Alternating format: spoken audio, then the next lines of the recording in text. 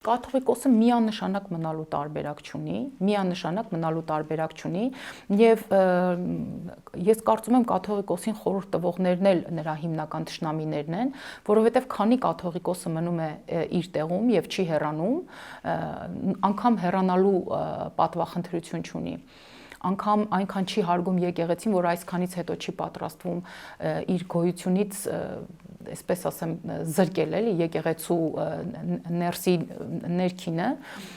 տեսեք նա ինչքան մնա, այնքան վատ ինֆորմացիաներ են դուրս գալու ջրի երես, ոչ թե որ պետությունն է դրան պատրաստ, ոչ թե որ պետության գործիքակազմը շատ հասանելի է նման դեպքերում, այլ արդեն հոգևորականները իրենց ներսում ունեն անհաշտություն այս ամբողջ իրավիճակի հետ եւ